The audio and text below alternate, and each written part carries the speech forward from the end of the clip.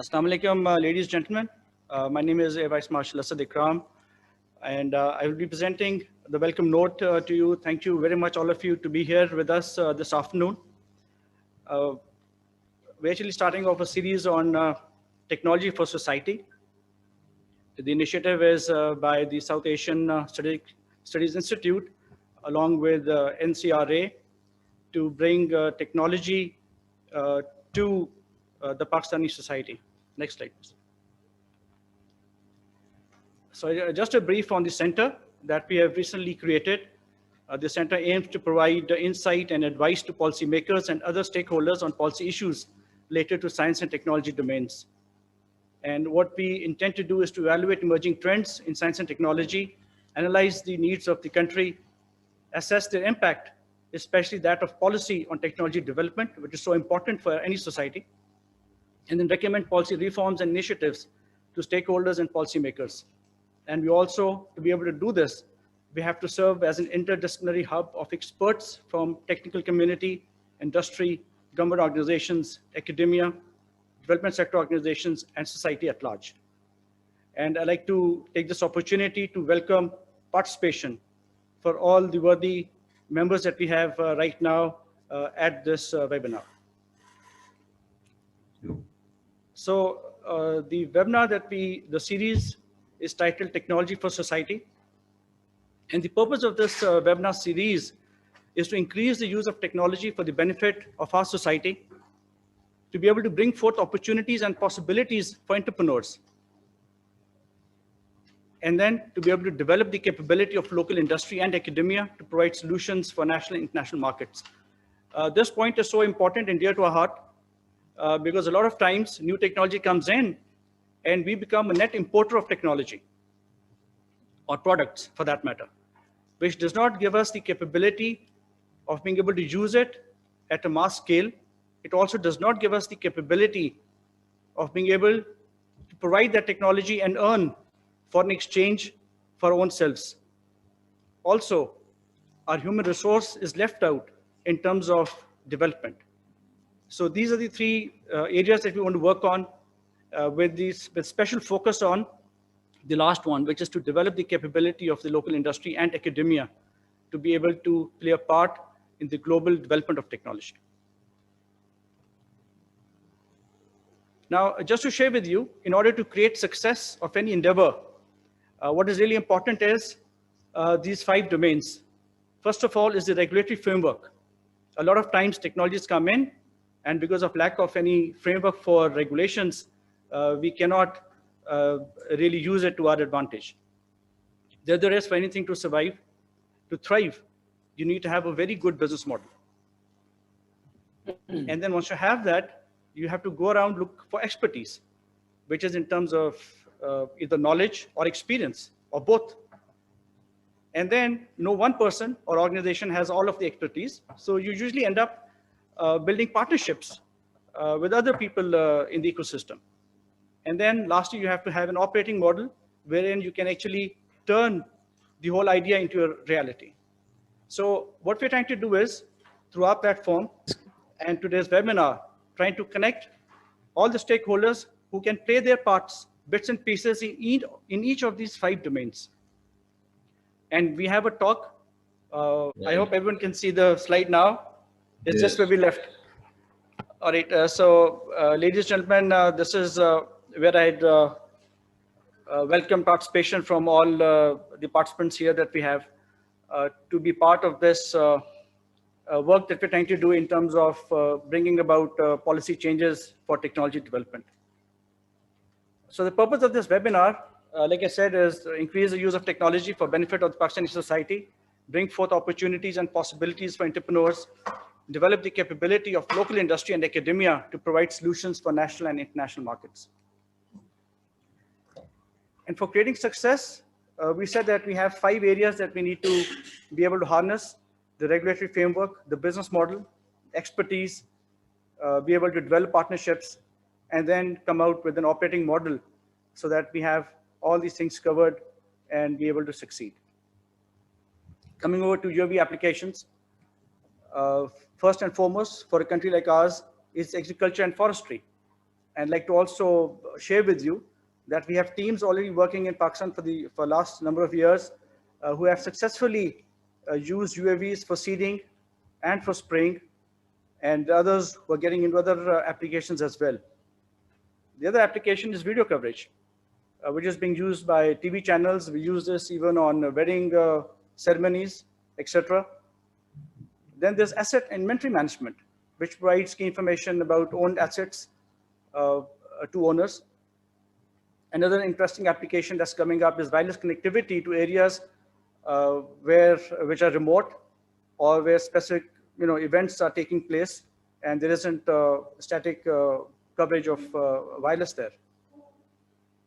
And then you also use, a lot of people have started using UAVs to supervise their investments, to be able to gather data concerning matters like work progress, compliance with safety rules, etc. And one of the most promising, in fact, the one that is really taking a lot of traction is surveying and mapping applications. A lot of people, even in our country, have started using this for surveying and mapping. And there comes the need for, and then there's the need of maintaining or maintenance or monitoring infrastructures like gas pipelines, etc., where you can use these. There's transport of goods for delivering light and critical packages, even in times of emergencies. And then there's surveillance, which is widely being used in our country as well, to be able to provide real-time information for decision making. Now the opportunities. A lot of times we just look at the UAV and think that this is it. But then there are a number of technologies that there are in the UAVs, however small it might be. There's the hardware itself that contains the airframe, the avionics, and then you have sensors on board, the propulsion systems, and then there's communication systems, and then there's the ground control stations. Then you have launch and recovery systems.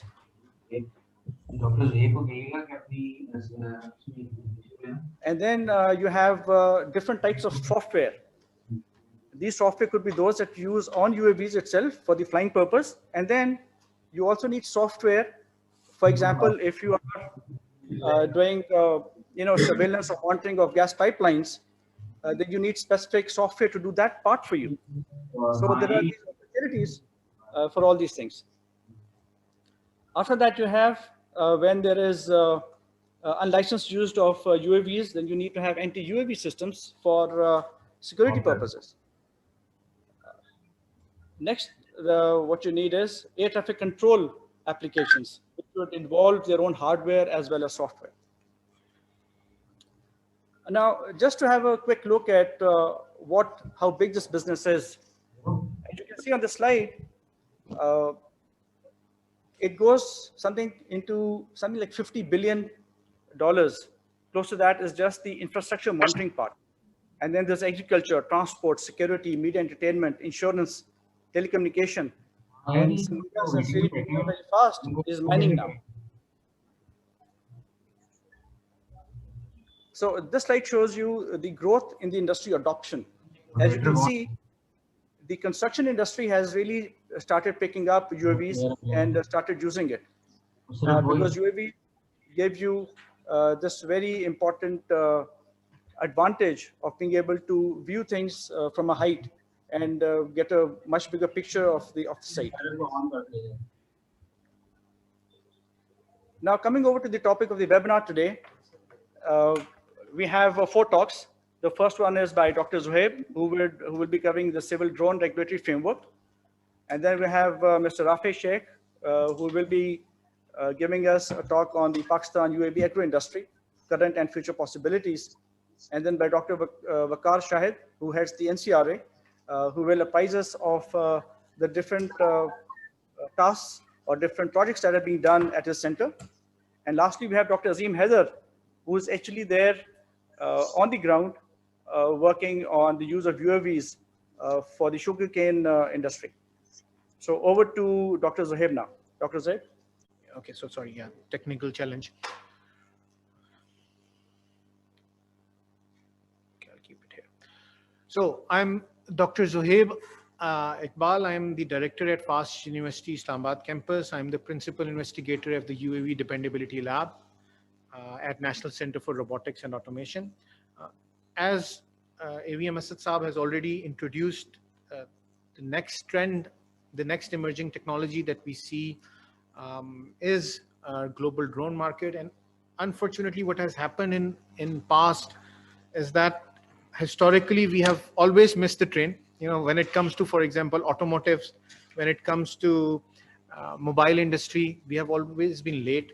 And what we foresee now is that if we do not make uh, drone flying and drone market as a legal activity, we will also miss this important part and important market segment. Overall, as an estimate, by 2027, the market is going to be $50 billion. You know, that's the civil market we are talking about.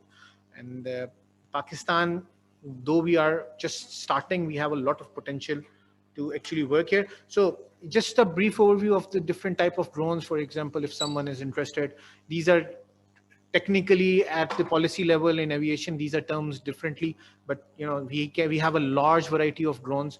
Um, Typically we have only heard about the drones that participate in military activities, you know, the Predator drones. But actually, you know, we have toy drones, the nano ones. They are also at times used for surveillance. We have mini drones that can weigh up to 2 kg, and you know, RC planes can easily be converted into autonomous vehicles. We also have small drones weighing up to 25 kg, typically referred to as small. These are the most drones that are used in agriculture.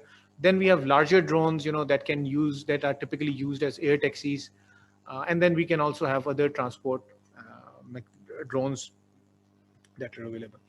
Currently in Pakistan, as some of you are aware, and if you are not, you know, then it will be an awareness. Maybe it's a surprise for some of you. Currently, import and operations of drones in Pakistan is banned. So if you are flying a drone, a UAV, a quadcopter in Pakistan, you are doing an illegal activity. That's clear. The rules were sent out a few years back, perhaps in 2005, 2006, in which a complete blanket ban of drone operations was given. And then if you have to fly a drone, you have to get permission from Ministry of Interior. And if you are planning to import a drone, you have to get permission from Ministry of Defense. That is where the current stats are. So if you are seeing all the drones that are being sold in the market, technically these are all illegal. So as an estimate, you know, there are over 8,000 drones being operated in Pakistan. There are drones club. There are people who are, you know, flying the drones for marriage ceremonies. We see them all the time, you know, whenever we go to weddings. Similarly, for recreation purposes, for tourism purposes, but technically these all are illegal unless they have a flying permission from Ministry of Interior. There is typically Section 144 is applied every now and then by Punjab government, by all the various provincial governments and federal government to ban this operation. So this is where we are standing now. And if our apprehension is that if we keep on staying here, you know, we will miss the larger picture, the global market. The challenge why it is banned is actually very understandable. There are security challenges, there are safety challenges that are there with flying of drones. There are privacy issues.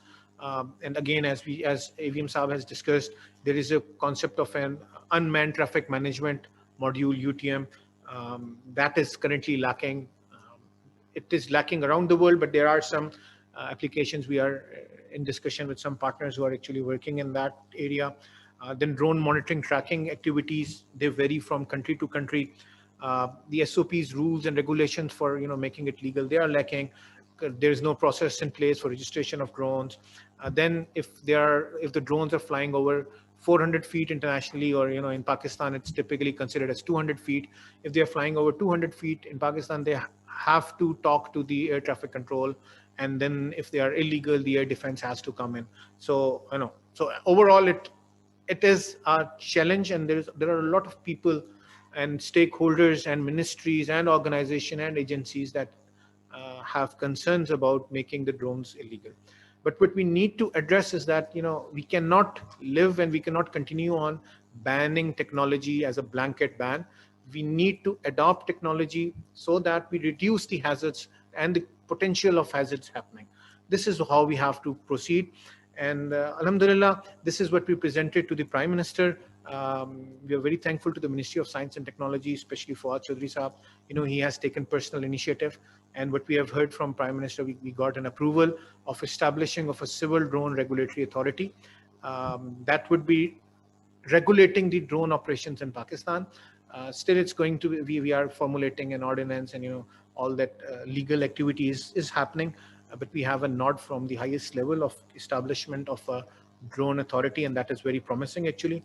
And because it's a challenge, and the constraints are very real, and so for example in Europe, what they are doing even in US, what they are doing is that they are only allowing those manufacturers to operate in their country that follow their policy. We have, at this moment, we don't have enough large market to actually implement that. So we will need to come up with other mechanisms of doing that. And what we have proposed is that the authority would, in its first 6 months, would be deciding about the basic rules of operations and various mechanisms of importing and what to allow and what not to allow. And these are the various features that it would be doing. And then we are adopting a model that is, at least we are proposing to adopt a model that is very close to what India has. It's a model of a no permission, no takeoff, where a drone cannot fly unless it is given permission. And this is typically handled using a portal. So you just have to log in your system, just plug in your quadcopter or drone, and you just get you register your flight path, and after registering your flight path, you get an automated approval. Or if someone does not want you to fly over that particular zone, then they may not approve your flight. And if you do not receive an approval, you will not be allowed to fly the drone. And this whole operation is going to be automated, and this is going to be through one window. That is the proposal that we are developing, and it has already been implemented in India. And yes, it has caused some problems, but what we see, we have talked to a number of organizations, and internationally and nationally, what we see is that if you want to have a safe and secure drone, this is going to be a future. Maybe in next 3 years, you will end up registering your drones. As a pilot, you will have to register if you're flying a drone, for example, that is larger than nano category or larger than small category, that is to be decided by the drone authority. And then the drone during its flight will be monitored. And if you do not allow it, it will not be flying. And for this, we understand that we'll need to talk to a number of OEMs, but this has a huge potential at least in improving the local industry and supporting the local industry, which currently is only working for, I think, military planes. And this mechanism would hopefully allow our local industry to flourish. At the same time, this will also address the very valid concern of the security agencies and organizations, because we had introduced mobiles and phones. First we introduced that, and then we had to come up with all the framework later on. At least if we have this upfront, we will have a mechanism of monitoring the drones at the beginning. So this is yeah.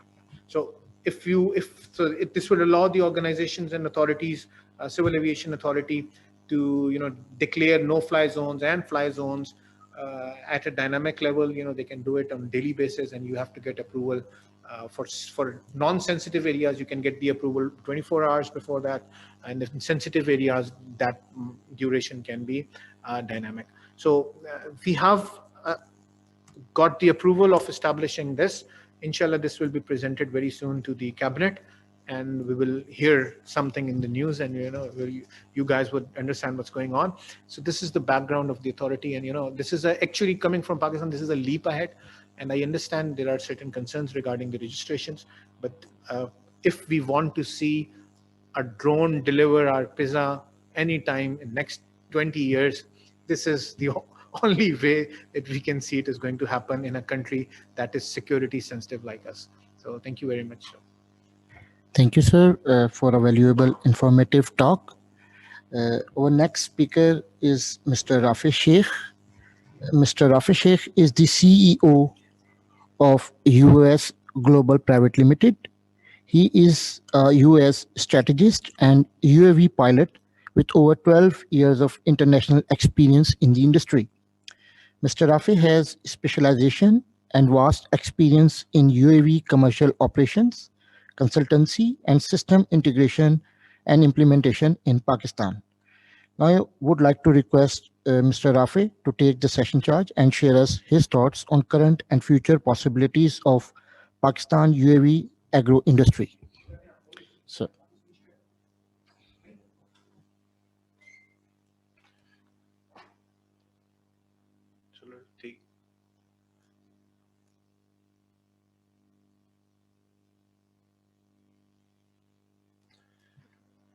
Assalamu alaikum, everyone, and thanks for joining us on this very first webinar on drones in a commercial aspect.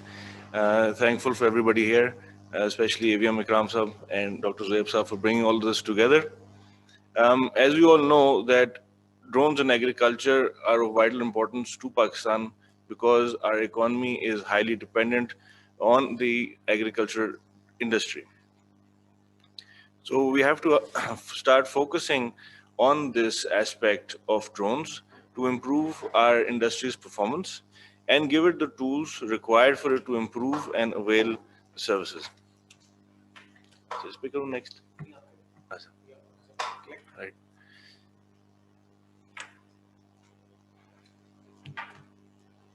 So basically, use of drones is quite important. Next. Second. Right. So the drones are basically the future of farming, as is all automation that we're going towards. The industry is growing globally by a huge amount. And as Dr. Zoeb Sahab rightly pointed out, that we need to step our game up and hopefully catch up with on a global stage. The industry, basically, we can break this down into 4 different components. And while we are doing that, we can focus on what the current situation. Sorry, next new order.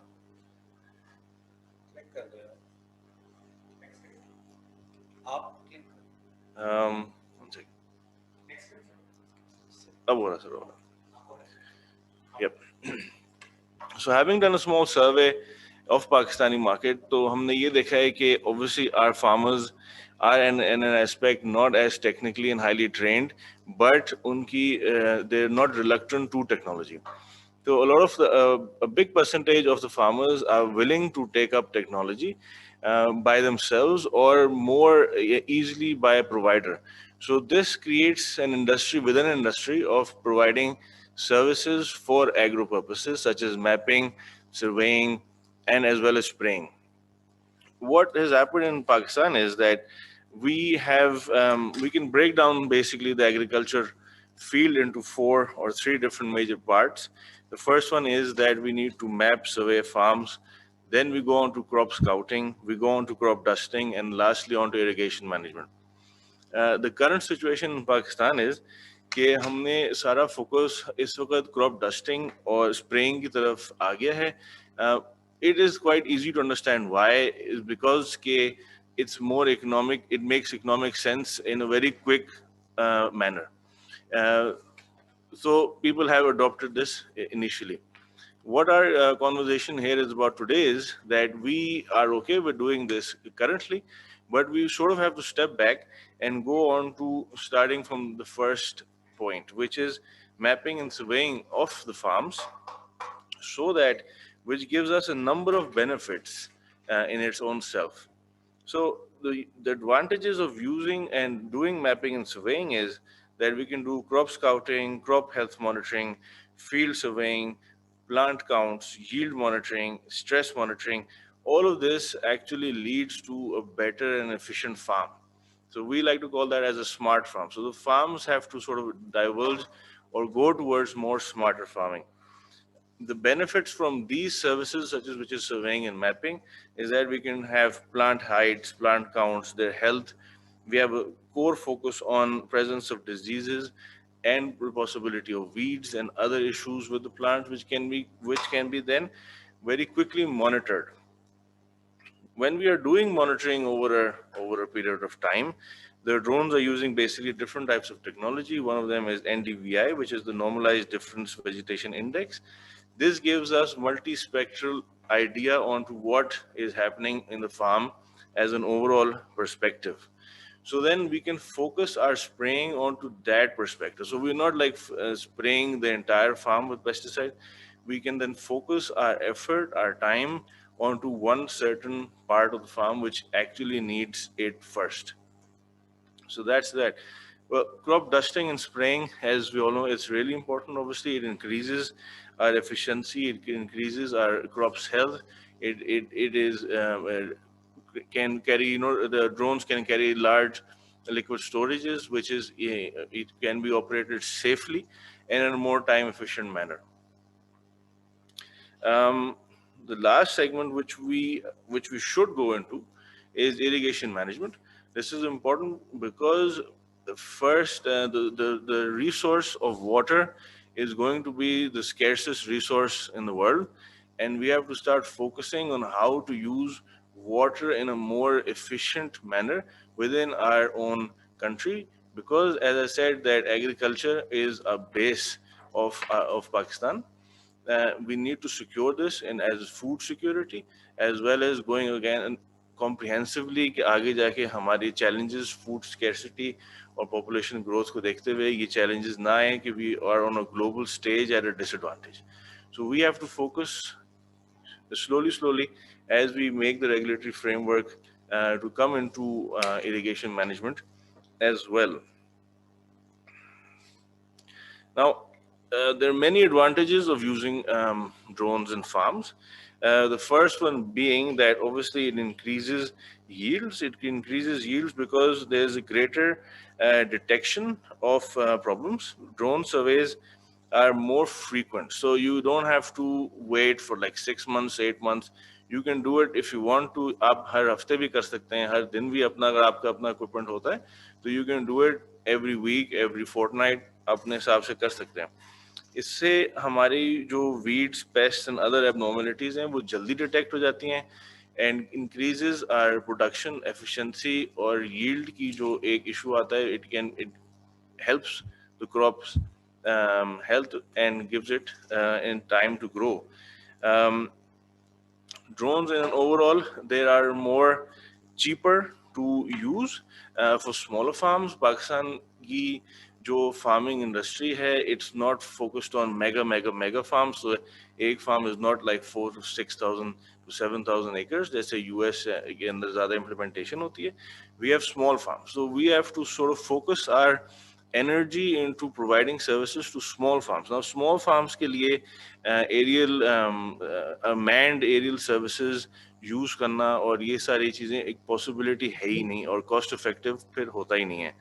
So drones provide a cheaper alternate, and within one small fixed wing, which can maybe cost you about from 1 million to 1.3 million, it can give you 50 acres of coverage every day. You can see more than 50 acres in size, and they're obviously definitely less expensive and affordable than satellites and manned aircraft surveillance.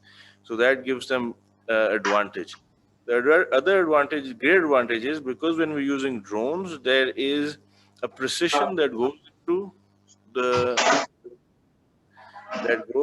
that, which say next me. Okay.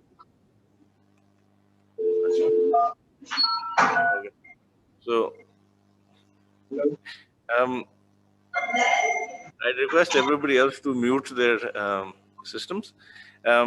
Anyways, होता ये है कि greater precision leads to better planning, and better planning leads to better resource financially as well for the farms. And this is all we need. ये सब चीजें हमें drones से और drones के products से easily available हो सकती हैं. And ये इतनी बहुत expensive proposition नहीं है. Unfortunately, जैसे डॉक्टर ज़ुहैब साहब ने rightly point out किया है कि due to the existing regulatory framework, ये इंडस्ट्री काफ़ी हैम्पर हुई हुई है और जिसकी वजह से we have not been able to catch up to age on a global perspective. But Alhamdulillah, now with the effort of the team, once these regulatory frameworks come in, I think ये farms के लिए और हमारी industry, agriculture industry के लिए एक बहुत बड़ा benefit साबित होगा और एक boom create करेगा हमारी agriculture industry में, जो कि वैसे ही काफ़ी strong industry है, globally भी इसको इसी तरह देखा जाता है. So just to conclude for this is that the current use of sprayers, जो अभी हम sprayers use कर रहे हैं, that's effective as a first step or induction towards, you know, people's perception towards using it. But we have to slowly, or, you know, I think more quickly evolve into smarter farming, which would firstly obviously begin with land, soil surveying, crop scouting, and then spraying into the designated area, creating efficiency and giving us a full spectrum of benefits for using drones in agriculture. So I hope I've given you a bit of an understanding of how drones can be used in farms, and this form is created for you know, information awareness within the industry. तो इंशाल्लाह हमारे seminars और webinars आगे मज़ीद चलते रहेंगे in more detail for agriculture and other purposes as well. I'd like to now hand over the board back to Sam. Thank you, sir. Okay. Thank you, sir, for the valuable updates in the industry. Now, I would like to request Dr. Waqar. Dr. Waqar is an electrical engineer with a strong passion for computer vision and image processing. He has been interested in solving real-world societal problems as a research and development engineer. He also has an exposure and a working experience in XYZ printing. He is now a great academician in NUST, and he is focusing on applied research in image processing and machine learning for precision agriculture and consumer product.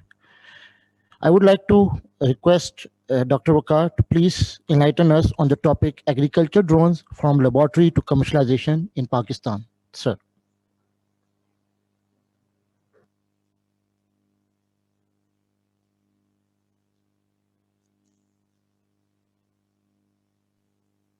Thank you very much. Before I start, let me solve the technicalities of the presentation. Can you see the presentation now?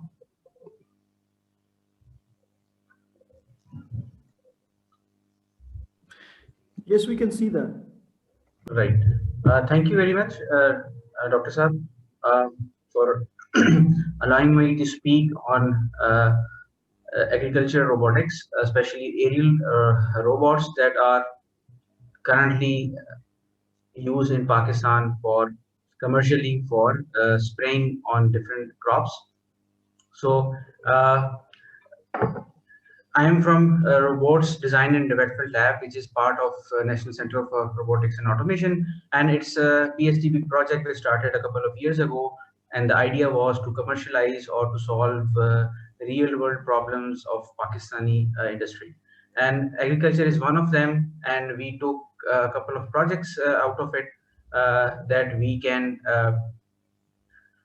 transfer the technology from abroad to Pakistan and also develop our own products for the local industry.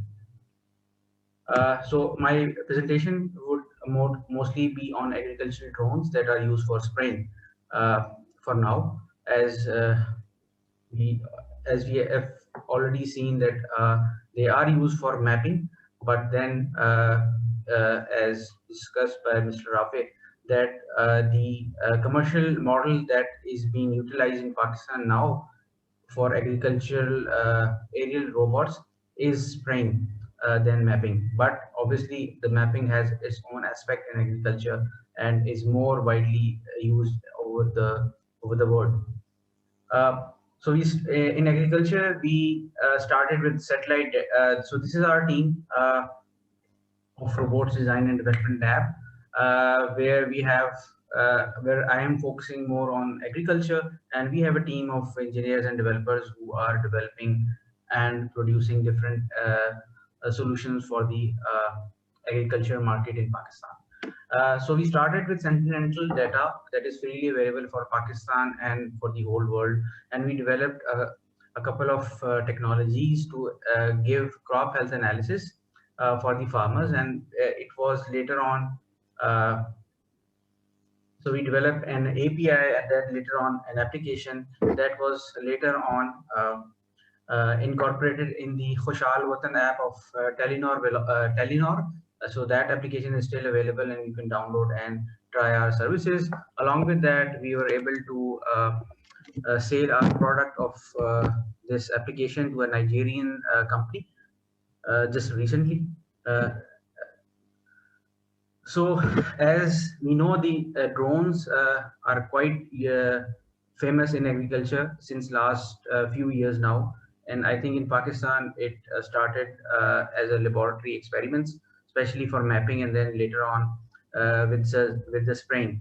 And it all started with few universities buying it as an equipment. Especially, I would like to highlight the efforts that are being done by the University of Agriculture, Faisalabad, by Dr. John Zabe, who basically the first one who to introduce the mapping agricultural drone in Pakistan, and then later on the spraying drone. But that drone was basically was not able to be commercialized, and the reason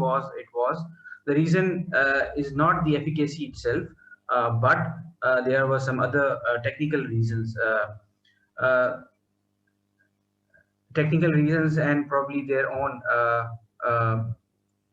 maybe some other their own you can say constraints that were not commercialized. So but then I think it is how things work in Pakistan, because जब भी आपने कोई नई चीज पाकिस्तान में खास तौर पर एग्रीकल्चर में न्यू टेक्नोलॉजी लानी होती है तो इट टेक्स सम टाइम. उन्होंने start with demo, they start with efficiency analysis, and later on we took up from them and we started again doing the same thing, giving demos to different farmers and different mills and some other companies to give them a demonstration of the efficacy of these aerial spraying drones. And then we saw that they are very effective, especially in Pakistan for sugarcane, cotton, corn, and rice. For sugar and cotton, they are widely commercialized now, and it is so much so that there are at least 3 to 4 service providers till now, and probably in a couple of more months there will be around 5 to 7 more service providers, and they are not enough for the current market in Punjab and also in Sindh. Just for the sake of an example, recently I got a call from somewhere in southern Punjab, and they were looking for an agricultural spraying drone for their service as a service for their sugarcane, and the quantity that they asked me to do is around 2,500 acres. So and then has also shown effectiveness in mango orchards, guava orchards, and citrus orchards. So there are different type of customization that can be done on a drone. So it is not as simple as a tractor, but it is very close to a tractor in a way that जैसे कि tractor के आप tractor के ऊपर आप different implants लगा सकते हैं, उसी तरह ड्रोन के ऊपर भी you can put different type of spraying machines. For example you can use an atomizer where you can decrease the droplet size to very small size, and then you can have other type of spraying mechanism on it. For example, you can also use it to spray fertilizers, and you can also use it to spray seeds, rice seeds, or even for forestation. And there are other implants. And then again, as just like a tractor can be of different types of and based on the technology that they have, it becomes expensive, and if you add more and more sensors. For example, the versions that we have currently running in Pakistan, most of them, they do not have any radar sensor and they do not have any obstacle sensor. And I think it is very valid not to have these in Pakistan, because most of the land in the Punjab and Sindh is a flat land. So we don't need an obstacle detector or a terrain detector. But then obviously, if we go to the northern part of the country, then we also need those sensors. But then there is another aspect of that, that sometimes in Pakistan, if you see lands, you will see a lot of trees within the cultivated area. तो वहां से बचने के लिए currently हम लोग या जो बाकी जितने भी जो service providers हैं, they try to avoid those obstacles. But then, so the idea is that isme, what are the capabilities? There are a lot of capabilities. You can add sensors, different sensors. You can add different type of applications. ULV application. You can do circular flat bed spray. So whatever type of application that you would like to have, you can achieve it using aerial spraying.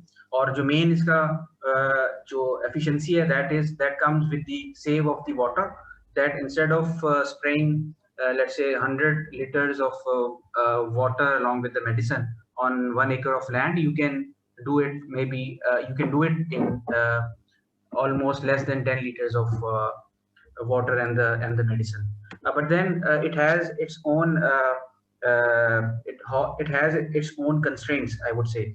For example, those medicines that needs to be जो कि नीचे जमीन से, I am not an expert in that, but then what I have learned till now is that वो medicines जो आपने जो पत्तों के जरिए जो हैं वो receive होती हैं by the receptors, वहाँ उस तरह की medicines के लिए aerial spraying is the best. But वो medicines जो आप float करते हैं on the water, वहाँ aerial spraying is not good. But then the other aspect is that usually we use, हम ये float जो हम water flooding करते हैं और जो हम medicine डालते हैं, उसमें से कई medicine मैंने देखा ऐसी भी थी जो कि उनका क्योंकि solution available नहीं था for aerial spraying, तो वो flood की जाती थी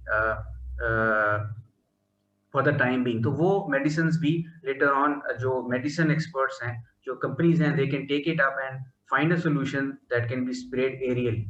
तो the main इसका फायदा है is the time की जो बचत है, because for now हमारी जो अपनी जो average है, that is around 30 acres per day. But then there are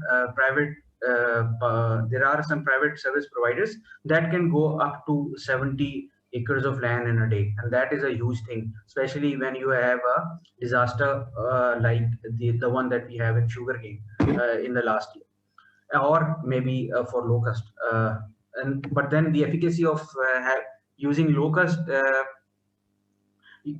efficacy of having this aerial spraying for locust, it's a debatable thing that different people have commented it differently. For example, in the neighboring countries, in India and China, they have found at least 85% of the efficacy for locust control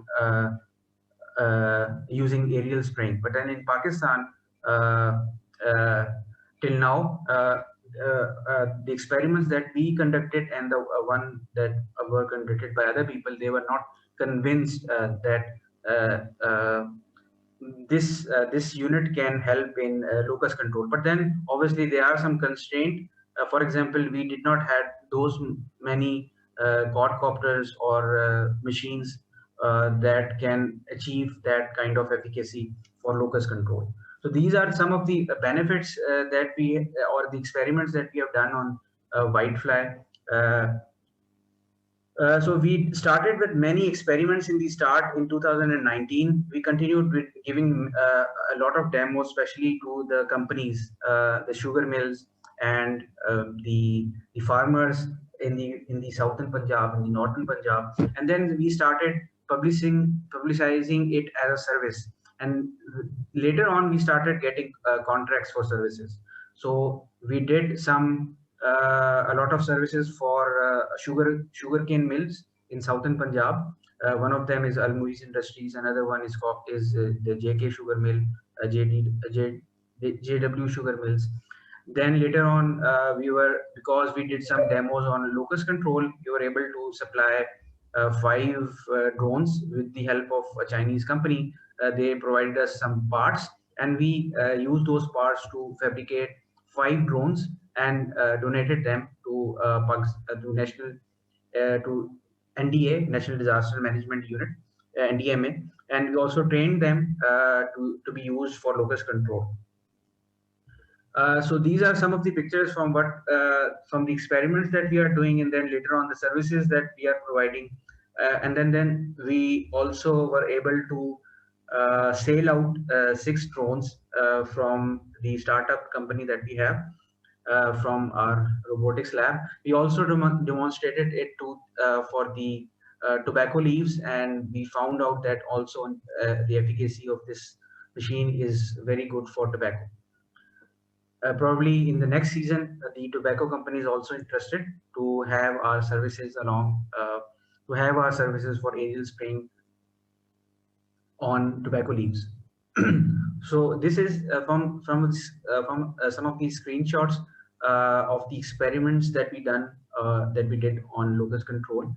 It was highlighted by some of the international news channels, but because we did not have as many drones that we wanted to control using aerial spray, so it was, and then the spraying mechanism was a bit different from the one that were used in China. So that is why it was not taken as it would have been in the neighboring countries.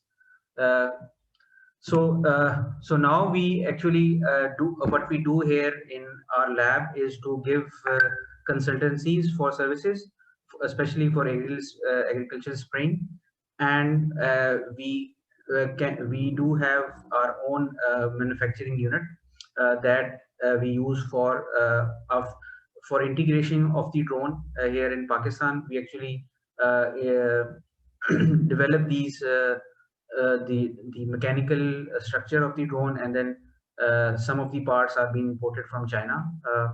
For example, the hardware that includes the motor, the propellers, they are imported from China, and then the rest of the fabrication, calibration, system integration is done in Pakistan, and then we provide to our farmers. And then we also considered with different financing schemes. For example, HPL has a scheme for agricultural machinery based loans for their farmers.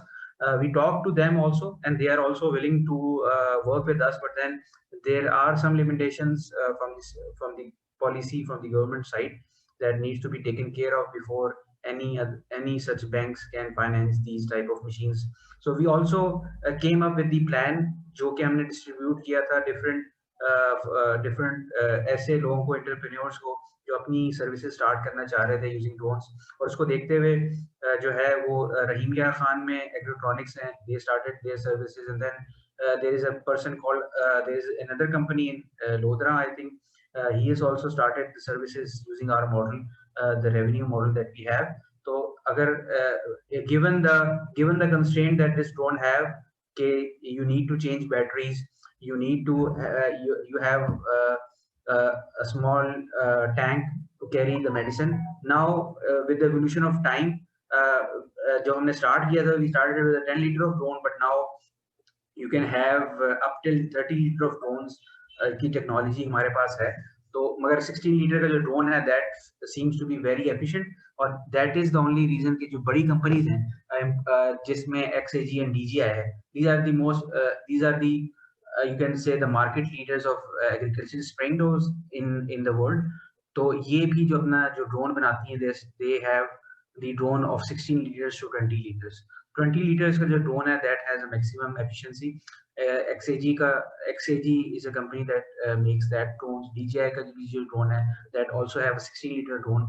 बाकी इसकी जो battery है that needs to be changed after every 15 minutes to 17 minutes depending upon how much load that it is carrying.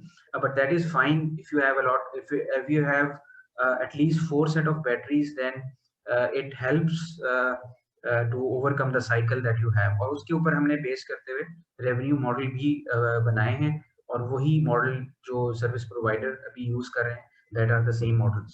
And so this means that a person who can invest at least 1.6 million PKR can earn up to especially in the season, he can earn up to you can say a cost of, let's say, in other words, अगर एक cost 750 rupees per acre आप ले रहे हैं, तो इसमें the actual cost, that cost of the drone and the batteries जो कि expire हो जाती हैं after some time, वो है around 350, और जो बाकी cost है that comes as a profit. So this means कि a good entrepreneur can earn up to, let's say, 2 lakh से 1.5 lakh तक per month he can earn in the season. In the off season, जिस तरह के अभी है, तो he can still earn around 70 to 80,000 PKR. And if you have more drones, again, you can have more earnings. But the current problem is actually the legislation itself. Once the legislation is done, then you can train more and more pilots, and then we can have the cost of the drone also will come down because of the legislation in Pakistan. Thank you very much. Before I end this video, if you can.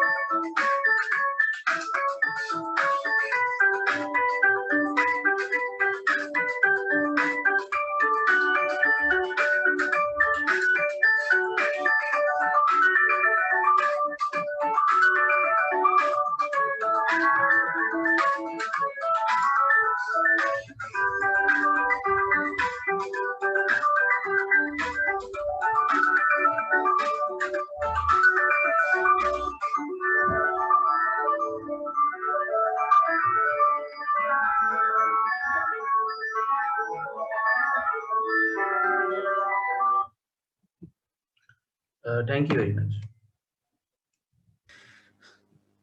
Thank you, Dr. Waqar, for such an informative talk. For last talk, I would like to invite Dr. Azim Haider. Dr. Azim Haider has a PhD in agriculture sciences. He has 10 years of experience in R&D of fertilizers, seed and pesticides of different crops. For last 2.5 years, he is working in Almoiz Industries Limited as manager training and development, where he is working on 2 important crops, sugarcane and sugar beet. Now, I would like to hand over the session to Dr. Azim to share his thoughts on current scenario of sugarcane in Pakistan and its impact of innovative technologies on crop productivity. Sir Azim. Thank you very much, and Assalamu alaikum to everyone. I am Dr. Azim Haider, working as a manager training and development in Almoiz Group of Industries. Almoiz Group of Industries can produce sugar from sugarcane and sugar beet mainly. So we can start with the some introduction or some stats of a sugarcane. Sugarcane is basically a C4 plant which is efficiently can produce sugar or their related biomass with the incident of 1% of solar energy. So it is a rich source of food, fiber, fodder, fuel, and chemical. So mature sugarcane stock have approximately 11 to 16% of fiber, 12 to 16% of soluble sugars, while 2 to 3% non-sugars, and 63 to 73% of water.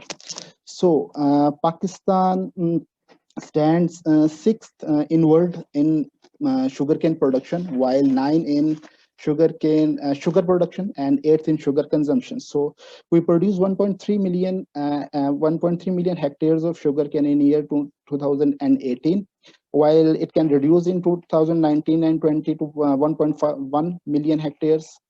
From these hectares, we can produce 6.6 million tons of sugar in 2018, while from this 6.6, we can consume 5 to 6 million tons in our domestic consumption.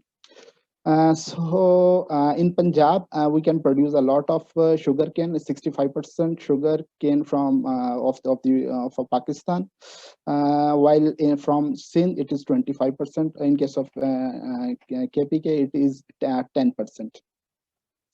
So in case of sugar yield and sugar recovery, Punjab is far superior as compared to KPK. But as far as recovery is concerned, Sindh is more good as compared to Punjab and KPK with reference to their climatic conditions. So average recovery of sugar in 2018 is 8.1%. From sugarcane raw materials, we can produce approximately 250 to 258 kg of bagasse from 1 ton of sugarcane, while 7 to 9% of sugarcane weight of press mud. In case of carbonation, well, 3 to 5% of sulfitation press mud can produce. While from 1 ton of sugarcane, we produce 23 liters of molasses. So sugarcane industry can give 100K plus direct employment, while 1 plus million household indirectly benefited. So annual average crushing capacity of our country is 7,300 tons cane per day. So in case of a map, you have to be see on your right, showing the major area of sugarcane production in Pakistan. Majorly can be grown in Feb and March and harvested from November to March. Sugarcane and high value crop. So 5% of sugarcane area versus total cultivated area of Pakistan. While average value of sugarcane crop grown in Pakistan is 300 plus billion, can obtain from the average production. Sugar can not at the cause of reduction from the planting area of the other crop. While in case of rice, we can 585,000 more hectares, more hectares can be produced or can be grown. While cotton के case के अंदर यही reduce होकर जो है ये 421 के जो है ये रिडक्शन आई, जबकि मेज के केस में ये 383 जो है ये इंक्रीज आई, जबकि जो एरिया ऑफ शुगर केन है वो स्टेबल रहा, उसमें कोई इतनी ज्यादा वेरिएशन या चेंजेस जो है वो नहीं आई. मेजर इश्यूज जो कि फार्मर फेस कर रहा है in case of sugarcane की टेक्निकल साइड के ऊपर, उसमें unimproved varieties, land preparation, sugar propagation facilities, low sugar seed rate, planting time, planting method inadequate, imbalanced fertilizer use, fertilizer application method is not appropriate, irrigation method is not appropriate, scarcity of irrigation water while weed infestation. But the major constraint is the plant protection in case of pest and diseases, poor ratoon management, as well as a harvesting practice and proper transportation. These are the major challenges which we faces from the farmer end. Losses due to the sugarcane pest, mainly aborers in pyrella and whitefly. These are three important pests of sugarcane. You see the red one is a whitefly, which is cost 65.3% of reduction in yield, while 7.7% in CEC means commercial cane sugar percentage recovery is reduced due to this whitefly attack. In case of a disease, similarly, rust, mosaic, and wilting, these are the three main diseases which is caused approximately 50 to 60% reduction in yield as well as the recovery. यहाँ पे important चीज ये है कि ये जितनी इसकी diseases और जो इंसेक्ट्स आ रहे हैं, ये इस शुगर केन की लेटर स्टेज के ऊपर आते हैं. उस स्टेज के ऊपर ये आमतौर पर आते हैं जिस स्टेज के ऊपर इसके ऊपर किसी भी चीज के साथ हम स्प्रे नहीं कर सकते, नैपसैक या बूम सैक स्प्रे के साथ स्प्रे करना वहां पर मुश्किल होता है। उस फार्म के अंदर जो हमारे पास बेहतरीन सोल्यूशन आता है वो यही जो स्प्रेइंग ड्रोन की बात जो डॉक्टर वकार पहले कर रहे थे उससे रेलिवेंट। तो नस्ट के साथ मिलकर ये एक्टिविटीज जो हैं ये परफॉर्म की गई हैं। हमने पिछले कोई लास्ट 1 ईयर से डिफरेंट ट्रायल्स जो हैं ये अपनी जो फैसिलिटीज हैं वहां पर परफॉर्म कर रहे हैं। ये कुछ उसकी पिक्स हैं जो हमने with the help of liquid potash, उसके अलावा जो डिफरेंट वाइट फ्लाई और डिफरेंट इंसेक्ट और पेस्ट जो इसके ऊपर आ रहे हैं, डिजीजेस आ रही हैं, उसके हवाले से जो हमने यहाँ पर ट्रायल्स जो है वो की है इसके ऊपर। सो ये फील्ड डेज कुछ वहां पर प्लान किए, फार्मर की अवेयरनेस ताकि पता चल सके कि फार्मर की बाइंग जो है वो कैसी है फील्ड के अंदर। some comparison of a drone with the knapsack sprayer. In case of knapsack sprayer, approximately a 0.5 meter per second speed as compared to 3 means 6x is efficiency of drone is more as compared to knapsack, while in case of a 1 acre time required is far 5 times less time required as compared to the knapsack, while water use per acre is 5 times less, while in case of acres completed in 1 day is 36x is more with the help of spraying drone as compared to knapsack. सो जो सारा एक साल के अंदर जितना भी काम किया उन सब की बेसिस के ऊपर एक छोटा सा स्वॉट एनालिसिस किया कि देखें कि इसके अंदर जो हमारे पास क्या चीजें हैं जो फील्ड के अंदर जब एग्जीक्यूशन पॉइंट ऑफ व्यू पे गए तो क्या क्या चीजें जो है वो फेस करना पड़ी। उसमें स्ट्रेंथ्स में इसकी 80% वाटर सेविंग है, 5x में टाइम सेविंग है, स्प्रिंग एफिशिएंसी जो है वो इसकी बहुत अच्छी है, हाई स्पीड एक्यूरेसी है, useful in a grand growth stage, the stage where no other human interaction or any other equipment cannot go into the field, so replaces labor. These are the strengths. While in case of our weaknesses, limited battery time, 20 minutes, unavailability of electricity at the farm when battery recharged. So opportunity इसके अंदर timely pest prevention, especially at the grand growth stage, rental model for farmers can generate revenue, ये हमारे पास opportunity है. While in case of threats हमारे पास government permission जो है वो उसमें वो आप जिसमें पहले बात हुई है कि वो hindrance है इसके अंदर. Thank you.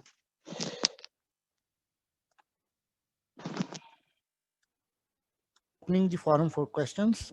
You can ask questions from our speaker panel, and for that you can click on raise hand and ask. Ji, please.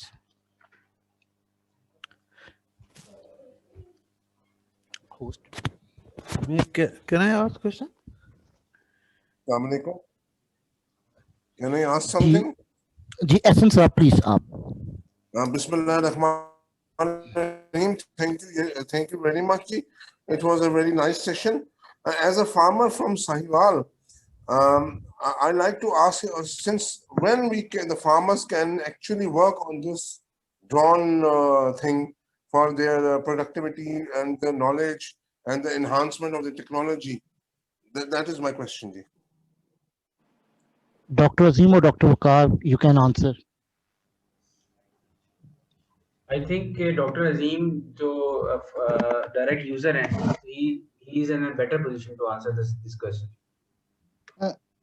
इसके अंदर सर कुछ चीजें जो आपका क्वेश्चन है ना उसमें कुछ चीजें ऐसी हैं जो कि अभी हमें मतलब कि फर्दर जो है ना अपने अकॉर्डिंग इसको एडजस्ट करने की जरूरत है। ड्रोन की इस टेक्नोलॉजी में स्प्रेइंग ड्रोन के पॉइंट ऑफ व्यू से बात कर रहा हूँ, नॉट जो है वो उसके हवाले से कि हम मैपिंग और उसके ऊपर जो है जा रहे हैं। बहुत सारी चीजें जो अभी हमें यहाँ पर देखनी है क्योंकि यहाँ पे हमारे पास मेडिसिन की एफिशिएंसी हमारे इन एरियाज के मुताबिक छोटे एकर्स हैं, ठीक है ना, बड़े लैंड होल्डिंग्स नहीं है, ठीक है ना, फार्मर्स की रिलक्टेंसी का इशू है, ठीक है, इस तरह की चीजें हमें फेस करना पड़ रही हैं यहाँ पर, मतलब कि यहाँ पर जब हम उसको इम्प्लीमेंट करने जाते हैं, ठीक है। जहां तक अगर आप ये कहें कि इसकी अवेलेबिलिटी और ये, ठीक है ना, एज फार एज मतलब कि वो जो गवर्नमेंट के छोटे मोटे कंस्ट्रेंट्स हैं वो जो ही रिमूव होंगे तो ये मेरे ख्याल में बहुत तेजी से जो है ना ये फार्मर्स तक पहुंच जाएंगे। सर मैंने ड्रोन खरीदा था 2 साल पहले, तो मतलब कुछ अर्सा 6 महीने तो वो चलता रहा, फिर एकदम ही वो पॉलिसी चेंज हो गई और वो मेरा ड्रोन ले गए एग्रीकल्चर डिपार्टमेंट वाले। जी, इसके लिए हमने हमने प्रोसीजर किया था वो यही किया था कि पहले जो है पंजाब गवर्नमेंट को परमिशन उनसे मतलब जो एग्रीकल्चर डिपार्टमेंट है जो रेलिवेंट एरिया के उसको एप्लीकेशन दी, वहां से वो डीसी के पास गई और वहां से हमें एक अप्रूवल का एनओसी जो है ना वो इशू हुआ। उसके बाद हमने जो है ना इसको फ्लाई करना शुरू किया है, ठीक है। जबकि लेकिन अगर आप ये लेके जाएंगे एकेडमिक पॉइंट ऑफ व्यू से लेके जाएंगे तो उनको अलाउ है, ठीक है ना, कि वो विदाउट एनओसी भी जो है ना फॉर द एक्सपेरिमेंटल पर्पसेस के लिए इसको यूज कर सकते हैं। सर हम्बल रिक्वेस्ट है कि इस टेक्नोलॉजी को जल्द से जल्द पूरे फार्मर्स तक लाएं ताकि हम इन चीजों से जो स्प्रे मशीन है, दूसरा मेरी लैंड होल्डिंग है तो मैं अंदर तो नहीं जा सकता ज्यादा, लेकिन मुझे बड़ा अच्छा लगा कि मैं इस टेक्नोलॉजी को यूज कर रहा हूँ और मेरे जो दूसरे लोग थे वो भी इससे सीख रहे थे कि कहाँ कहाँ क्या क्या प्रॉब्लम्स आ रही है। हमें इंसेक्ट्स का भी पता चल रहा था। ये हम्बल रिक्वेस्ट है कि इसको जल्द से जल्द वीट के बजाय कॉटन और बाकी चीजों पर भी इम्प्लीमेंट करवाएं। आप बड़ी हम्बल रिक्वेस्ट है मेरी आप लोगों से। थैंक यू सर, शुक्रिया बहुत बहुत सर। इसी काम के लिए हम बैठे हैं यहाँ पे और आपकी इनपुट भी चाहिए होगी हर फोरम पे। और मेरा ख्याल है कि आपके जो अभी है बात है, अगर आप इंटरफेस हो जाएं वकार साहब के साथ और अजीम साहब के साथ, तो हम कम से कम आपके फार्म के ऊपर एक्सपेरिमेंटल बेसिस के ऊपर तो काम कर सकते हैं। और सर बाकी जो है मैं हाजिर हूँ। बिल्कुल ठीक है सर। Thank you sir. जी, we have a question from Anis. I would like to ask Dr. Zohaib क्योंकि उन्होंने उनसे पूछा है तो सर प्लीज उनका भी आंसर करें। जी sir. So I'll have to read it first. First of all, I'd like to say it was a great learning opportunity for me because I'm very interested in UAV and have completed my FAA safety course for unmanned aircraft systems. I recently graduated with Bachelor in Aircraft Maintenance Technology with working on my EASA B1 license. For Dr. Zohaib, my question is, number one, are we going to comply with FAA Part 107 or EASA UAV rules considering what happened in Pakistan in past? And is Pakistan going to introduce courses for drone pilots in future? First of all, पहले question से related, FAA Part 107 और जो ईजा के rules हैं दोनों, एक तो अभी रिसेंटली 2020 दिसंबर में दोनों की अपडेट्स आई हैं। फॉर एग्जांपल जो फेडरल एविएशन वालों के रूल्स हैं उनके हिसाब से अब रिमोट आईडी ट्रांसमिट करना मैंडेटरी हो रहा है। उसकी इम्प्लीमेंटेशन टाइम उन्होंने दिया है बट दैट इज मैंडेटरी। इसी तरह ईजा के जो रूल्स हैं that is also gone in update in an updation. क्योंकि टेक्निकल सवाल है तो थोड़ी सी डिटेल में भी चला जाता हूँ। दोनों मुल्कों ने पॉलिसी अभी तक एविएशन की ड्रोन्स की नहीं फॉर्मुलेट की। These are flight rules given by the aviation authority.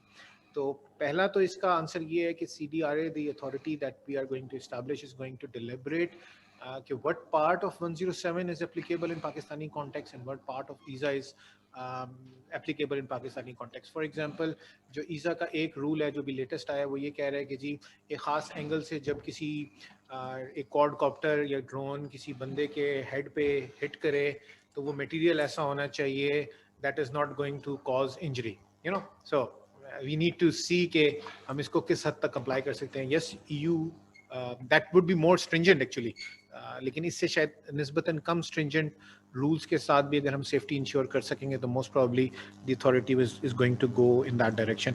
But yes, we will be regulating one way or the other जितना अभी तक हमें समझ आ रही है. Question number 2 is the gap between industry and students in Pakistan aviation is very large. As a recent graduate, I myself have to experience that. Being said, how this new regulatory body and new industry will address this issue. For example, in UAE, Dubai Civil Aviation Authority in 2019 conducted FPV drone racing with DIY drones to attract younger audience. Sorry, it's a long thread. Yes, but अच्छा drone courses का जो सवाल था, again अभी भी इस वक्त भी we have the capacity. Dr. Waqar जो है EME वाले, he is running pilot courses for pilot flying. इसी तरह there are a number of other organizations that are offering courses on how to fly a drone. But the problem is कि वो जो चूंकि flying ही illegal है तो you can just get a bit far. जहाँ तक industry academia वाला ये जो competition का ताल्लुक है, once it is असद साहब से हमारी काफ़ी इस पर लॉन्ग डिस्कशन हुई है. We need to get youngsters on board. वो जो उनकी कंप्यूटर बेस्ड हॉबीज़ हैं जो सारा दिन इंटरनेट में है उनको बाहर निकालें, फील्ड में लेके जाएं, वो drones उड़ाएं, they have to enjoy, they have to feel it. ये हमारा this is a big achievement, in all other aspects too. So technology oriented लेके जाएं, let them do experiments on using drones, of course while keeping it safe and secure. तो वो है academy और industry का जो gap है for aviation. मैं सर असद से request करूँगा इस पे comment भी करें. He has been a commandant of Risalpur College, so he understands both dimensions. जो मेरी कम से कम राय है वो ये है कि जो aviation के students हैं, what I have seen is जो उनके hands on का gap है, that is there. उसको मुख्तलिफ dimension से deal कर सकते हैं, but for example there are certain places के जी जहाँ पे मैंने एक बंदे से पूछा आपने कभी एवियोनिक्स चलते हुए देखे हैं किसी जहाज के, एवियोनिक्स उन्होंने कहा जी नहीं देखे हुए, एविएशन वाला बंदा था. So there is a gap, but I'll request Sir Asad to comment on it because he has seen both sides. He has been a leader in developing the UAV technology, and he's also been commandant of the college teaching avionics. So अच्छा, आपका जो है, just to add on to what Dr. Zohaib said, what we're doing in terms of the policy is, what we're recommending to the government is कि हम UAV flying zones declare करें. That will help us allow students and other people who want to do adventure flying of UAVs to do that in a controlled environment. So that is one part. उसके साथ ही you're very right, it's very important to have trained pilots. और जब वो चीज़ होती है तो तभी वहाँ पे ट्रेनिंग भी करा सकते हैं. So that's the other part that we're doing. And what we're saying is कि वो सारे जो designated flying areas होंगे, उनके जो administrators होंगे, there'll be those that who already have a civil aviation approved license to fly. So they understand the rules, regulations, and the interface that there is, if required, to interface with the civil aviation authority. So that's one thing that we're doing. दूसरी जो चीज़ है वो ये है कि already काफ़ी सालों से GIK conducts build and fly competition every year. यहाँ पर different schools, colleges जाते हैं, universities जाती हैं, and they build their UAVs and fly. And then for the last number of years, you have places like IST, Risalpur, NUST, and down in Karachi also, NED, etc. वो लोग भी, they have the societies who build UAVs and fly. जो इस वक्त जो impediment है वो है जो Dr. Zohaib ने बोला कि because they don't have areas where they can fly freely, that's where the problem is, and that is where we are trying to handle this issue through the regulatory framework that Dr. Zohaib is leading.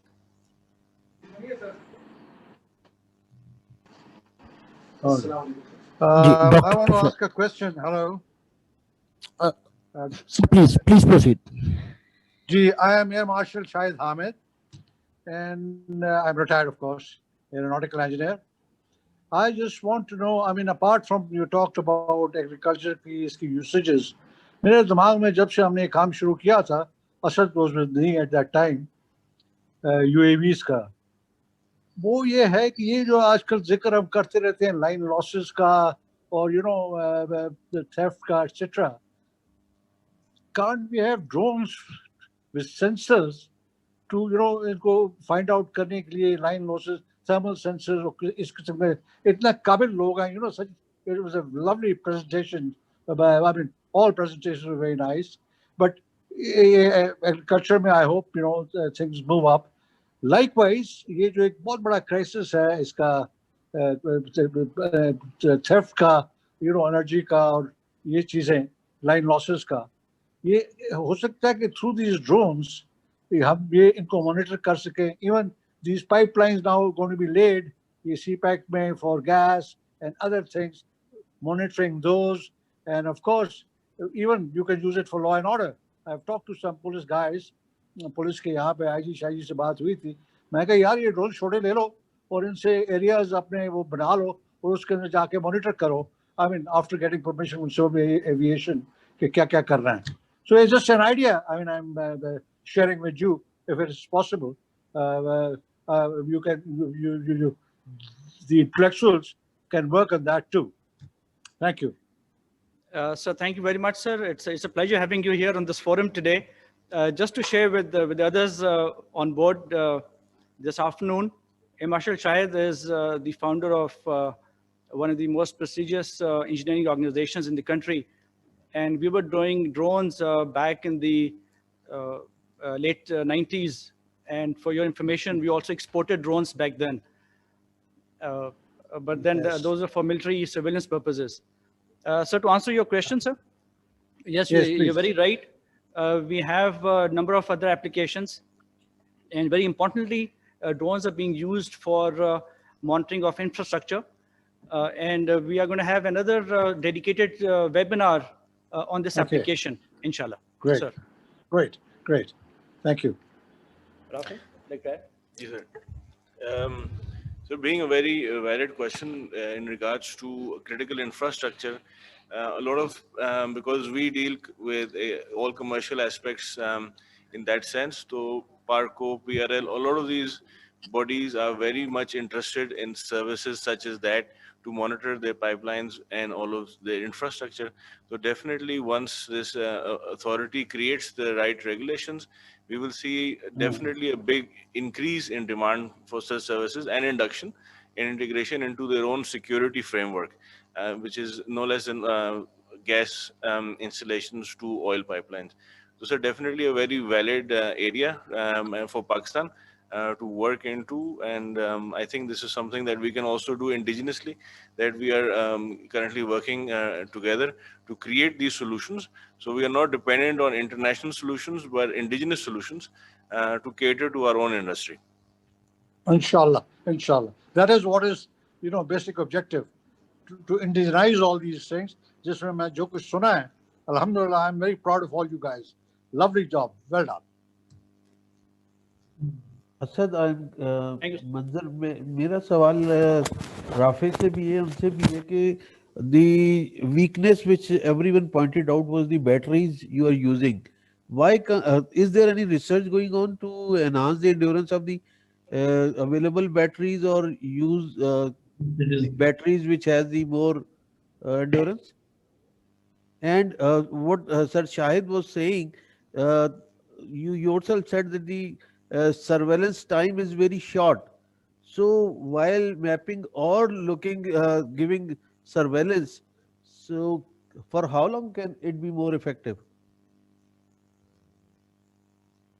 अच्छा, thank you जी. अच्छा, इसमें जो latest trend है ना, वो lithium ion batteries का चल रहा है.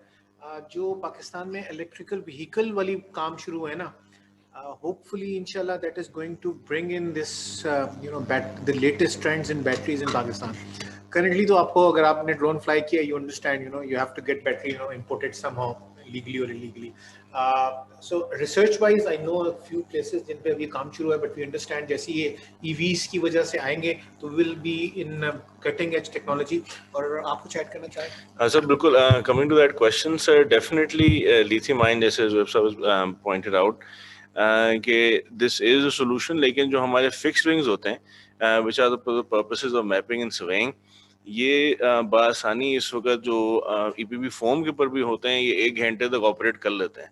अब जब ये 1 घंटे तक ऑपरेट कर लेते हैं तो they basically gather an enormous amount of data. और इसका जो second phase आता है, you need to process the data. So data processing के लिए, if we can enhance the flight time, we have some drones which are VTOLs, can go up to 2.5 hours with enhanced lithium ion batteries, combining it with solar perspective. मगर उनका जो data processing होता है, currently Pakistan की जो servers हमारे पर, मतलब collecting data and then running it through a server is an entirely different thing. तो वो जो data के अंदर से आपको you need the solution from the data, you need the answer from the data. तो उसको run करने के लिए I think currently जो 1 hour की अगर fixed wings operate करते हैं, it sort of suffices our industry right now. Yeah. So for example, 1 hour means कि जो छोटा plane है ना, 2 किलो का, 2 kg weight का, it can fly around 50 kilometers, अगर वो 50 kilometer per hour flight speed पे radius जाए, जो flight ready होगा वो इतना कर सकते हैं. So that is sufficient. So use cases देखने पड़ेंगे. Then we have an option of tethered drones. वो आजकल काफी surveillance के लिए इस्तेमाल हो रहा है. You just tether it with a battery source. वो continuous charge भी हो रहा है और एक height पे जाके वो surveillance वगैरह भी कर रहा है. So there are alternatives, but ये internationally भी इस पे research जारी है. पाकिस्तान में भी इस पे research अब आहिस्ता-आहिस्ता EV की वजह से add हो जाएगी. Did anyone try superconductor battery? Ji sir, बिल्कुल. There are a number of groups, one that I know of at least in Pakistan, who are working on supercapacitor batteries for UAV applications. They're not there yet because of the charge density, and weight becomes very important in terms of flying vehicles. But yes, there's lithium ion, there's LiPos, and then there's this trend now going towards the supercapacitor based batteries. And like Dr. Zoeb said, a lot of this battery research is being fueled now by the electric vehicles that are coming out, because they also have similar problems in terms of they want to have it light, more charge density, and lesser volume also if possible. So that is also sort of helping this industry to grow in terms of having more power on board. Thank you. One layman question that while spreading these seeds, how organized seeding is being done? Because once you throw from the, so it go haywire, or it is some spot seeding is also took place. Sir, basically seeding is a completely different aspect to spraying. Spraying के अंदर तो you can spray as a blanket spraying. In seeding, you need to first create imagery, a digital terrain model and an elevation model to which the seeder can then target. So you have to set its own parameters के इतने space के बाद you have to seed again. This is again advanced technology for Pakistan right now. So spraying the seeds is again जो main motive उसका नहीं होगा कि to spray the seeds everywhere. जैसा आपका बिल्कुल राइट क्वेश्चन है, it has to be targeted in that sense. तो अभी जो स्प्रेयर्स आपने देखे हैं, जो चीजें की, this is for more for pesticides rather than for spraying of seeds. Not only targeted, but sometimes you need to it go into some depth to be more fertile. Sir इस पे कुछ drones available globally तो हैं जो targeted for forestry purposes, for reforestation purposes के अंदर इसमें बिल्कुल आया है काम में. और आई थिंक ज़ोएब साहब इसमें कुछ एलैबोरेट काम सब pellet firing, okay?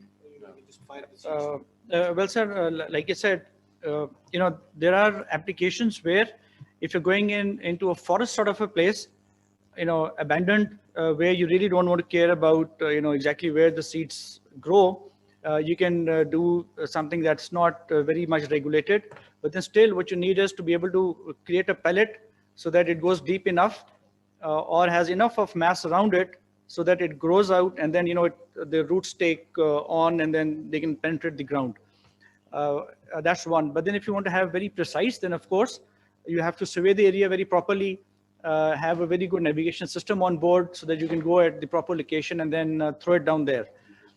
We have a group here that's working with IST, the Institute of Space Technology, and they have very successfully been able to do seeding in something like 5 acres of land already, and they are now progressing into the next stage of seeing how well that's worked out and expanding their operations.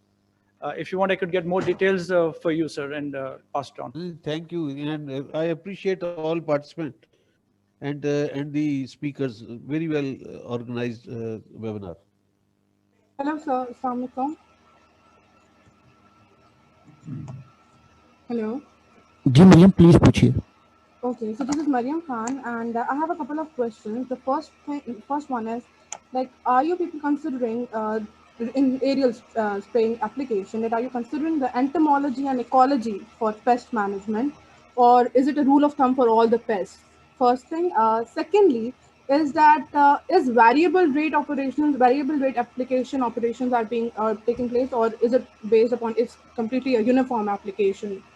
And the third thing is that I myself belong to this industry, and what we have seen is, or what I have experienced is that on a local scale or on the ground, people are still reluctant to accept this technology or accept the decisions made by this technology. Now, data-driven decision making is something which we are working on, and people are still like they don't trust this technology because they have all their life they have trusted their experiences. Like if you want to make a decision about a crop, so they won't trust your NDVI based analysis. Instead, they would trust their experience or what they have passed on from their grandparents. That is one thing which we have. So do we have local evidences of this technology, like if there has been seen an increase in yield and something like that, local evidences, not the foreign evidences, not of any of India or of Canada, but local evidences which have seen the increase in yield estimation, and again, your crop production is increased by use of this technology. So do we have some local evidences? And I would appreciate if you could answer these. Thank you, Mariam. Dr. Azim and Dr. Waqar, from an agro perspective, please. Let me start with the and then Dr. Azim can handle the later part. As far as the experiments are concerned, we started with a couple of tests, but then again there are some evidences. There are two aspects. One is the aerial mapping and one is aerial spraying. As far as aerial spraying is concerned, Dr. Azim is here as our user, as our customer, right? He already have a couple of drones with them. And then there, as I told you, currently JK Sugar Mills and other sugar mills are highly dependent on these aerial spraying drones right now in the southern Punjab. And all the 3 or 4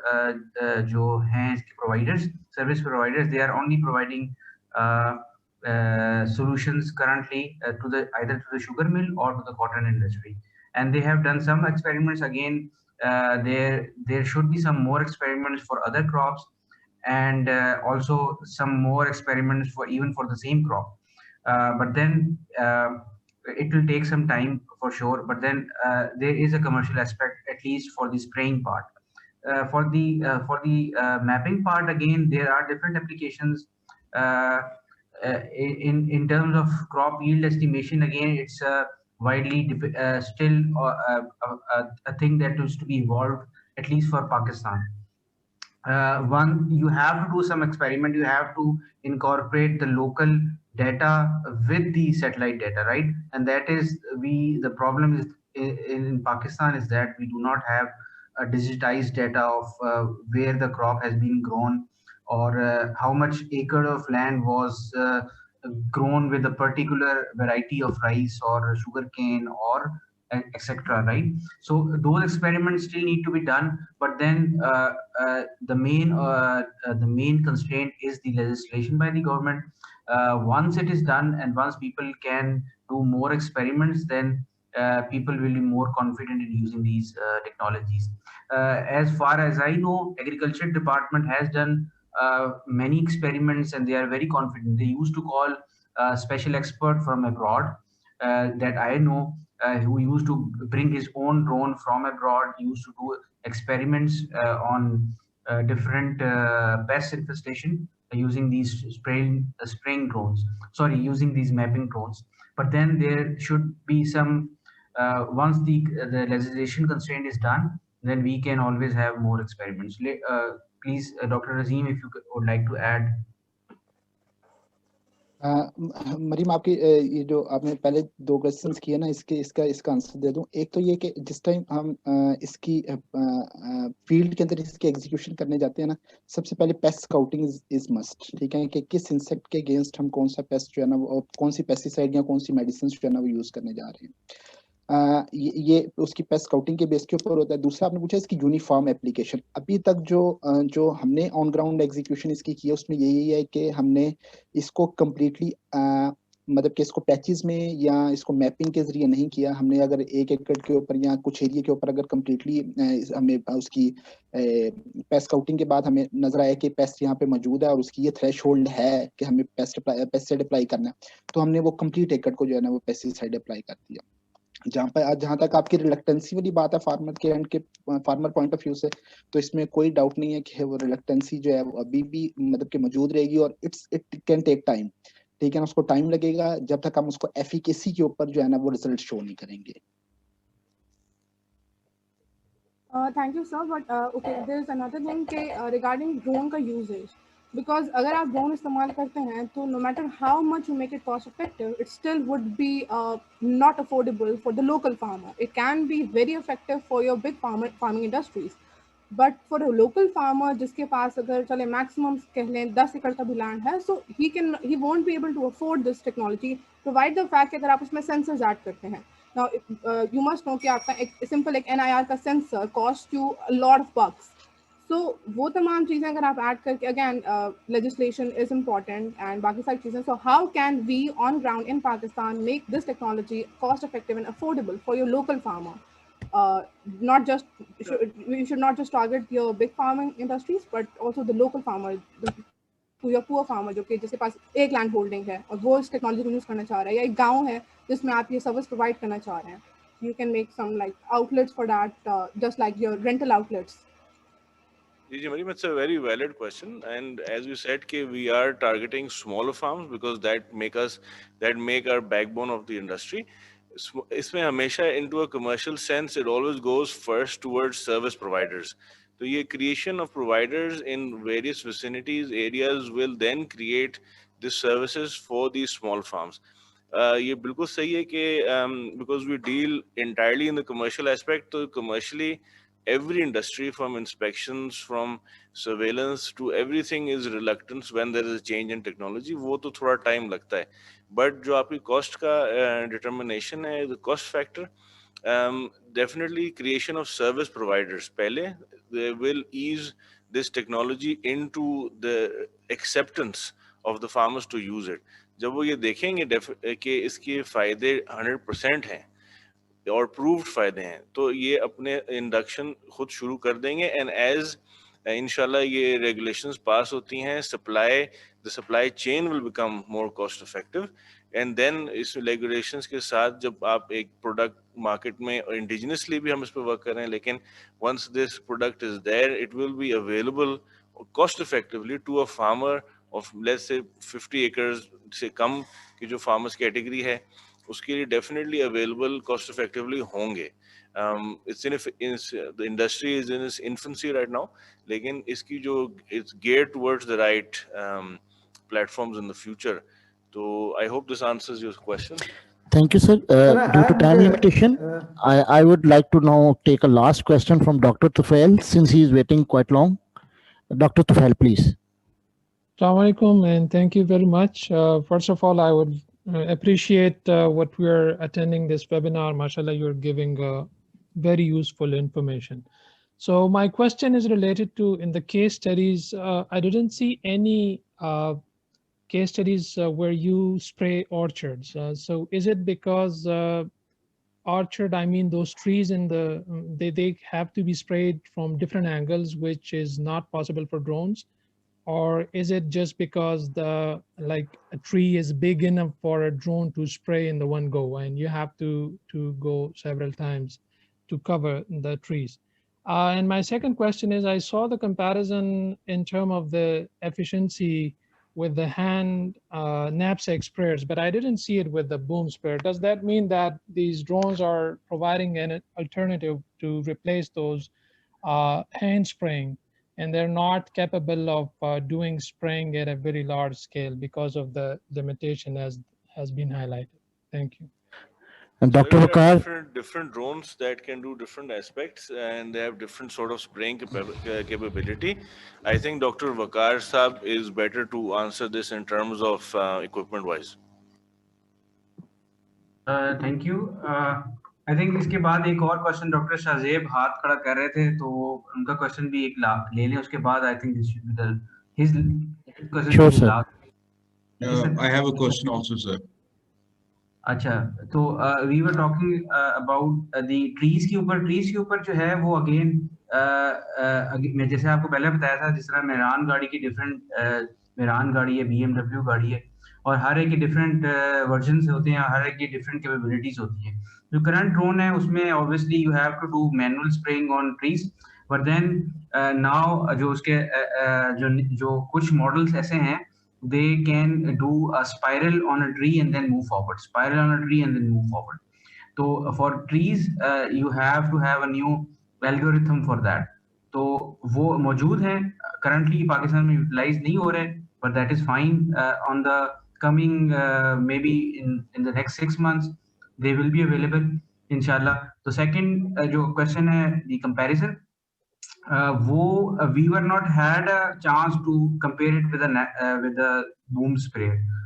That is the reason I did not add that experiment in the slide. But again with the technology जो हमारे current हमारे experiments चल रहे हैं वो with the bears and और with the अल्मुइज, तो इंशाल्लाह हम इसको बूम स्प्रेयर से भी कंपेयर करेंगे। मगर बूम स्प्रेयर का जो मेन प्रॉब्लम है वो अगेन शुगर केन पे तो हमें साफ नजर आता है कि देर आर मेनी बहुत सी ऐसी जगह होती हैं जहाँ पे बूम स्प्रे जा ही नहीं सकता, और बूम स्प्रे जो है वो ऑब्वियसली उसकी जो ड्रॉपलेट्स हैं वो ऑलमोस्ट आप कह सकते हैं they are small enough and better than knapsack, but then everyone is not using more people are using knapsacks in the southern Punjab than boom sprays। तो हमने इसलिए इसको कंपैरिजन जो है वो बूम स्प्रेयर से नहीं किया, बल्कि और वो आपने बात तो आपकी अपनी जगह पे है कि डिफरेंट मेडिसिन के लिए, डिफरेंट इंसेक्ट्स के लिए the medicine is different and the ways are different. फिलहाल we are comparing it with knapsack because sugarcane में they used to have knapsacks, but later on we can do an experiment with the obviously with the boom spray technology, how efficient or how efficacy किसकी ज़्यादा बेहतर है। Thank you. Thank you. अजीम साहब आप भी अपना please question share कर दें, आप एक्नॉलेज रह गए मेरी तरफ से, सॉरी। शाहज़ेब साहब। Sir, the question to, sorry, Azim, you can go ahead first and then I can put a comment on that. Ji, It's fine. sorry, मेरा नाम अजीम नियाजी है। I head public affairs at bio crop science. मेरा doctor Zoheb ने शायद एक अपनी presentation में जिक्र किया रेगुलेटरी फ्रेमवर्क का। Good to see some solid progress. Ordinance वाला भी it's a good omen. Just a couple of comments over there, maybe उनके पास कोई फर्दर इंसाइट हो। वो ये कि विद ऑर्डिनेंसेस कानून पास करना तो is usually the simpler part, आगे इंस्टीट्यूशनल कैपेसिटी कैसे डेवलप होती है और उसके आगे रूल्स एसओपीज वगैरह वो बड़ा लंबा काम है। लेकिन हैविंग सेड दैट उस रेगुलेटरी फ्रेमवर्क की डिस्कशन में जो चीज़ नहीं अभी तक एड्रेस हुई, इट इज़ दी क्योंकि मैं एग्रीकल्चर के पर्सपेक्टिव से बात कर रहा हूँ, is the pesticide part of it के फील्ड टेस्टिंग प्रोटोकॉल कैसे होंगी, उसकी ऑपरेटिंग बाउंड्रीज, प्रोडक्ट रजिस्ट्रेशन, ये एक पूरा उसका एक और रेगुलेटरी एरिया है जिसको हमें देखना चाहिए। और क्लियरली किसी का कोई ओनर होना चाहिए सेंट्रल गवर्नमेंट के लेवल पे, perhaps the ministry of food security जो उस चीज़ को चलाए आगे, क्योंकि ये मुझे लग रहा है ऐसे है कि 2-3 साल लग जाएंगे जब तक आपका ये सारा कुछ इन प्लेस हो और आप कमर्शियल ऑपरेशन या कमर्शियल सर्विसेज प्रोवाइड कर सकें। The other bet is कि because it's going to take time, इसके लिए काफ़ी इंस्टीट्यूशनल कैपेसिटी डेवलप होनी है। इट इज़ इम्पोर्टेंट कि इन दी इंटरम हमारे पास कोई रिसर्च के लिए या फिर फील्ड टेस्टिंग ट्रायल्स के लिए कोई अरेंजमेंट या रजीम इन प्लेस हो, स्पेशली फॉर कंपनीज। मैं थोड़ा सा एग्जांपल ये देना चाह रहा हूँ कि हम जैसी कंपनीज ऑलरेडी रीजन में, इस खित्ते में बहुत सी टेस्टिंग कर रही हैं। We have gone a long way. We at bio crop science have tested about 50 of our products chemistries over 14 crops, और हम उस पर अपना कॉन्फिडेंस बिल्ड कर रहे हैं कि उन फॉर्मुलेशंस क्या होंगे, जुबिकेंट्स क्या होंगे, सर्फेक्टेंट्स कौन से होंगे, क्या उनकी कॉन्सेंट्रेशन होंगी। तो there is lot of things that still need to be figured out, और फिर उसकी लेबल इंस्ट्रक्शंस क्या होंगी। तो वो चीज़ें अभी से हम करना शुरू करेंगे तो we'll be ready by the time the whole regulatory framework is in place. For that, companies like us, Agro here, the other people here, they need to start testing and fine tuning their products now. That has to start now. So please kindly उसको भी है ना in the regulatory जो आप वो framework कर रहे हैं, do have a consideration for that. Agriculture is by far the biggest application of UAVs at the moment. तो हमें उसको बिल्कुल है ना front load करना चाहिए है। That's really my जो regulatory framework में comment यही था। Otherwise, I think a gentleman in the group mentioned कि आप direct seeding किस तरह से करते हैं। We've done some trials in Thailand जहाँ पे हम pre-germinated rice seed के साथ through a granular spreader से कर रहे हैं। तो it's been very very successful, and at the end of the day, it's not about from a scientific standpoint कितनी precision या efficiency लेकर आते हैं, आपने ऑन फार्म उसकी इकोनॉमिक सेंस कितनी बनती है। तो overkill of a precision perhaps doesn't have as much economic return, तो आपने स्वीट स्पॉट ढूंढना होता है। तो but for us it's worked out really well. Thank you. Thank you Azeem साहब, यू आर एब्सोल्युटली राइट जी। Agriculture is the main reason जो हमें we need to increase the crop yield और पेस्टिसाइड स्प्रे, लिहाजा UAVs are the key, you know, हमारा सबसे बड़ा case यही बनता है। जो इंटरेस्टिंगली जो एविएशन पॉलिसी देखें बाकी जगहों पे, तो पॉइजनस मटेरियल लेके ट्रैवल करना ड्रोन का इज इलीगल। तो you know we have to, आपने बिल्कुल सही पॉइंट आउट किया, will have to do it and we will have to face it head on. मेरा जो ख्याल था वो यही है कि we get industry people on board, we develop a momentum from here. जो मैं कहूँगा what we have achieved in last couple of months, पिछले 15 साल में we have not been able to achieve it. So मतलब Prime Minister को was very clear that the ordinance should not take time. We have to put it up in 3 weeks. It is not easy actually. आपने कहा बड़ा आसान होता है, 15 साल से तो नहीं हुआ, so इसलिए आसान नहीं है. So someone, since Fawad Saab is personally taking a lead, Prime Minister is taking a lead, so that has actually increased the momentum. But जो आपका दूसरा point है वो बिल्कुल ठीक है.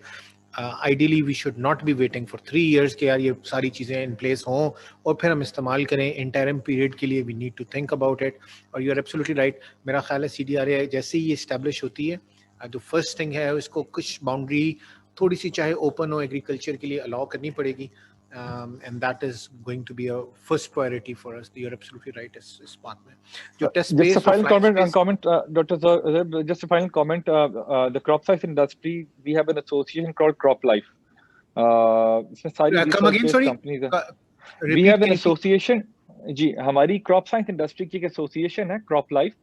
It's a part of a federation. सारी जो मल्टीनेशनल कंपनीज हैं who have a ton of experience in the region, China में स्पेशली जहाँ पे बहुत evolved है ये. We have policy positions already developed on this. We have experiences, draft laws, SOPs, everything with us. So do engage us. हमें आप मौका दें. We'll be able to contribute a lot. There's a lot of institutional memory that can be taken advantage of. So I'm part of their subcommittee there. Kindly whenever आप लोग हमारे साथ बैठना चाहें as association, we'll sit down and we'll share all those experiences and provide as much help as possible.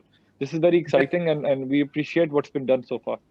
Thank you very much, Azim Saab. Can you please drop me an email and I'll get back to you, or inshallah we'll have a meeting with the जो subcommittee that is drafting the things. We can have a meeting with you.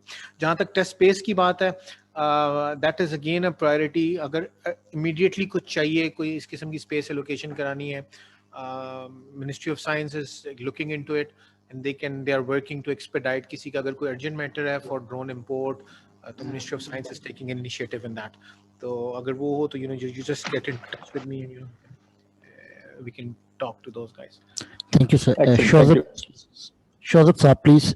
Now, and the last will be Sher Saab. मैं आपको chance देता हूँ Shahzad Saab के बाद. I think I will give a chance to Sher Ali Tiwana right now. We can have a discussion. मेरा सिर्फ ये comment था, and most of the points have been taken up by Azim Niazi.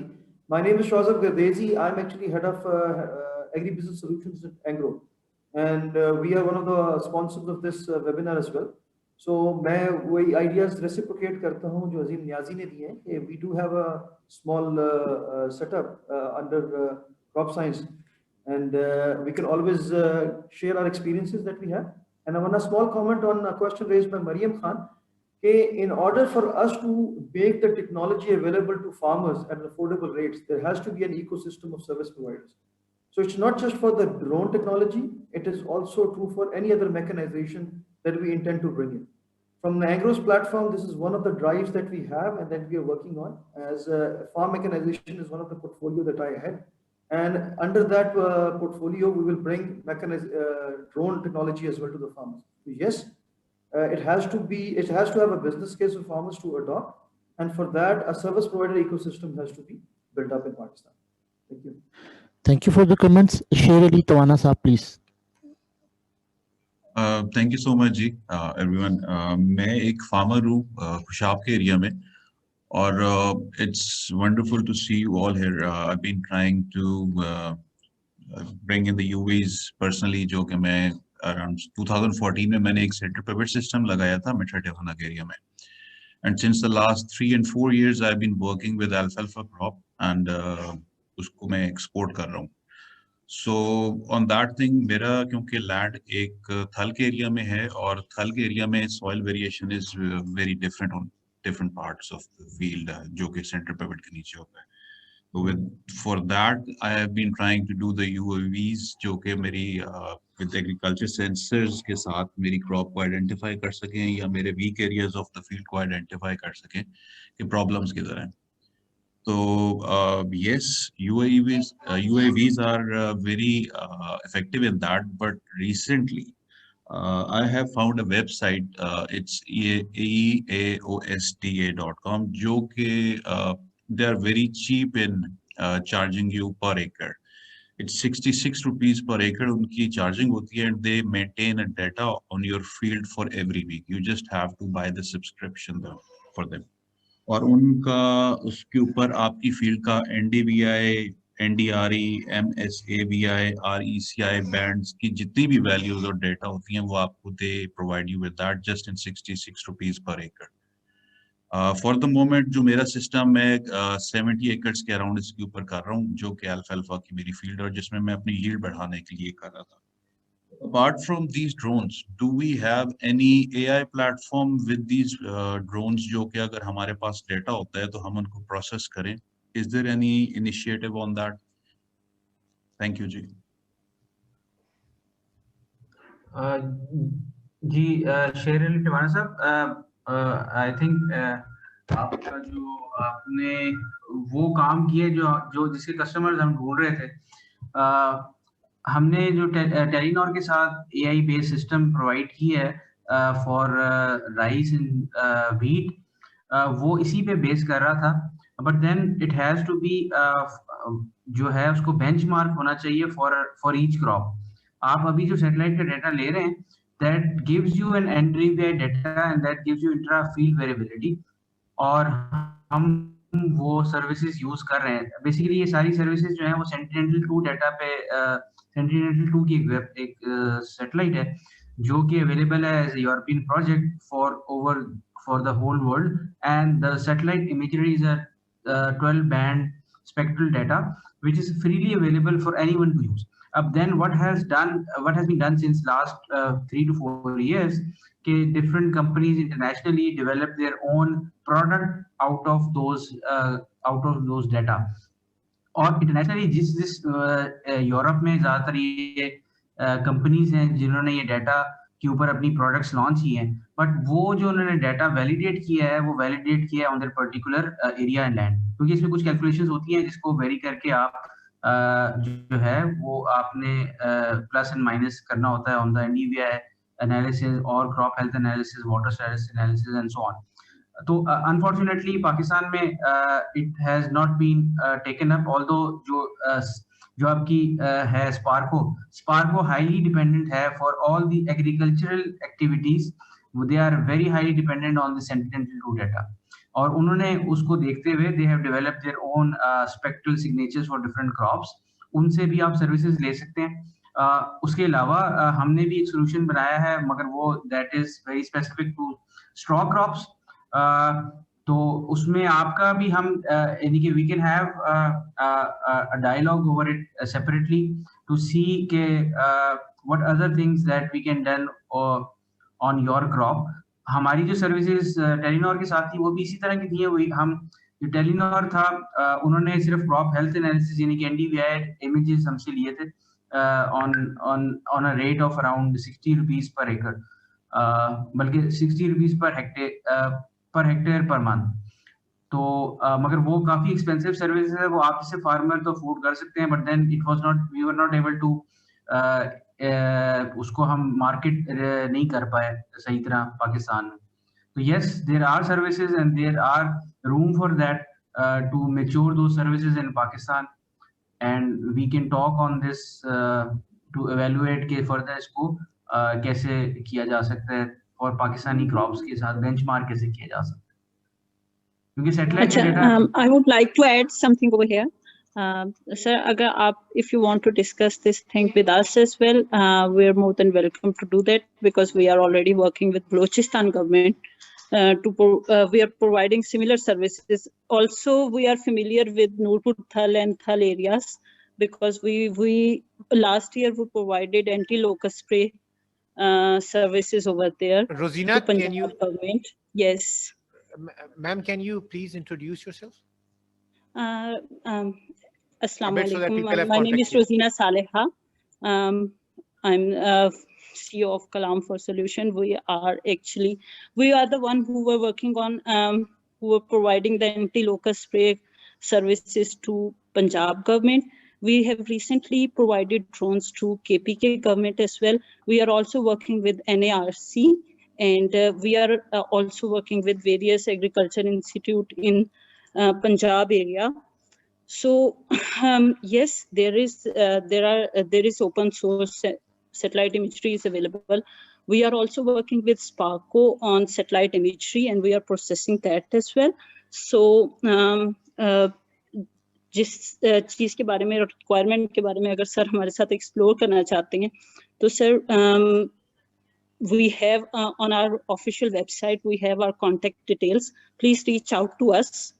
और उसके बाद हम आपको इसके ऊपर बेहतर गाइडेंस कर सकें. ये नूरपुर में तो because we have done a long operation, वहां पर हमने 2000 एकड़ एरिया स्कैन किया था, तो उसको आप देख लीजिएगा.